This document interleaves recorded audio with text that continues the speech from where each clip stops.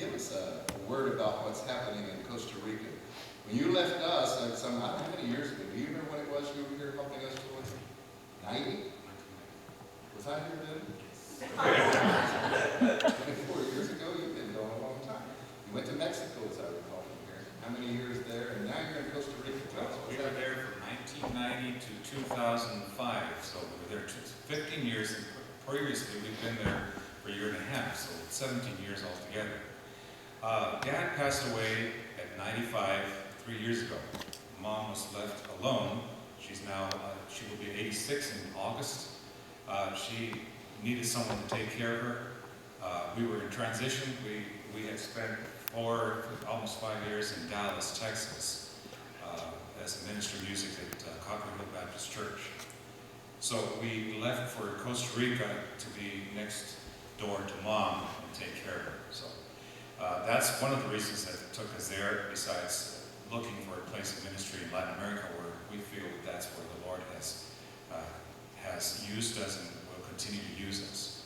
But I would actually like for Claudia to come up here and share with you something that she has been developing for many years. I think most of you that have been here for a number of years and have heard us sharing with you have heard about my music ministry. I started at California Baptist University as a student there. You remember that? And from there I went on to Southwestern and did a master's and a doctorate degree in music. I went into publications, Christian music publications, but most of my work was done in Spanish for Hispanic churches here in the States and in Latin America. But I'd like for you to hear exciting news about what God is doing through Claudia and the Bible study that she has developed, and she will share with you.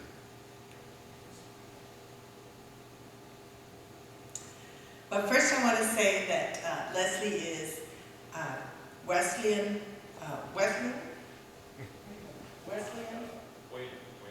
Baptist Church Wayland Baptist University in Texas has commissioned Leslie to write a textbook for Hispanic pastors and music ministers. And that's his project that he's doing now. He has to turn it in December. And the title of it is Christian Worship in Spanish. So you be praying for that. He'll be able to influence many of the younger ministers coming up. I read the Bible the first time when I was in Wayne Urick's Del Cerro Baptist Church, and he had a campaign on reading the Bible through. I was 16, and I read it through in 1 year, and that was 4 chapters a day, and I got sick with bronchitis or pneumonia, and I couldn't read for a week or so, and then I had to read 16 chapters a day to catch up, but it was quite hard for me. And I also read a lot about killing and incest and things that we often don't, that's in the Bible, but we often don't talk about it in sermons or in Sunday school. And so it was a hard process for me, and I didn't like it. But when I went to Southern Baptist Seminary, I took biblical backgrounds, which talks about the geography and the history and the archaeology and stuff like that. And I took philosophy of religion and other courses that really, really, really helped me understand the Bible. And later on, about 5 or 10 years later, I read the Chronological Bible by F. LaGard Smith. And so I thought, wow, why can't just normal adults, lay people in our churches have help as they're reading through the Bible? Not just say, you must read the Bible through, but give them help as they read each chapter or each book.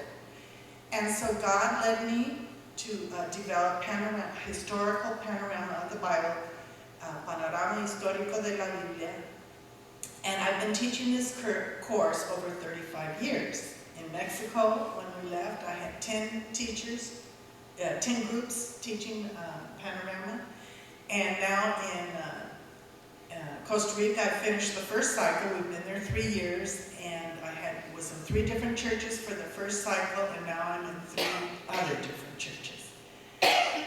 Well, God never promised me that it was going to be published. He promised me that I was going to be a missionary, and we have been a long time in Mexico and now in Costa Rica. But he never made me a promise, and I've been waiting now 30 years for it to be published. Scholars think that Abraham and Sarah waited about 30 years for Isaac to come. So I'm starting to go, God, did I hear you right? Or should I just keep doing this and never gets any further?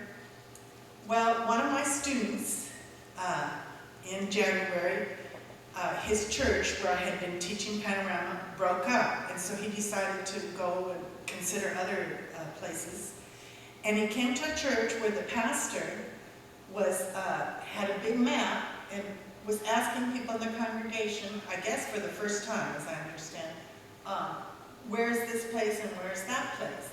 And my person who had just finished my Bible class, he had like a 5th grade education, and he could tell that most of the people in the church where he was visiting had a high school or a college education.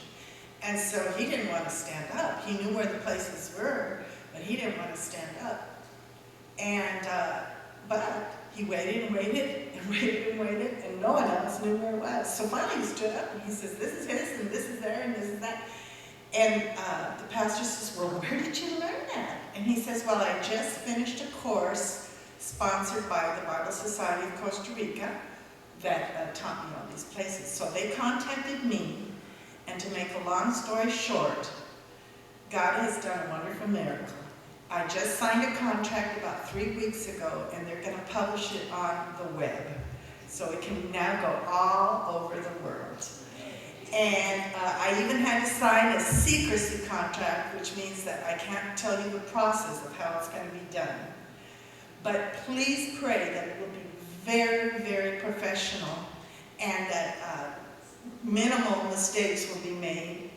The course does not involve doctrine, it just involves history and geography so that it can go across, history, geography, and common Christian virtues, so it can go across denominational lines. Now we have 2.5 years before Leslie can retire with a salary that we can almost live on. Costa Rica is a very expensive place if any of you have been there. And we need your prayers and financial support for the last 2.5 years. Offerings have really gone down, and part of it's because they're giving to young missionaries working in unevangelized countries, and we understand that. But we still have a little bit more to go.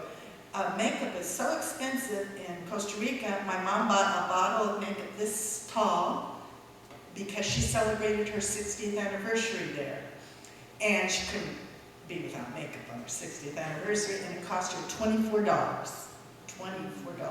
bottle that big. So anyways, I was thinking, well, maybe I won't wear makeup anymore, but one of the things they want me to do is be videotaped, and so I thought, no, I gotta wear makeup. So anyways, please do be praying for us that the Lord, as He has been so faithful all throughout these years, will continue to be faithful to us the last 2.5 years before we can retire. God bless you.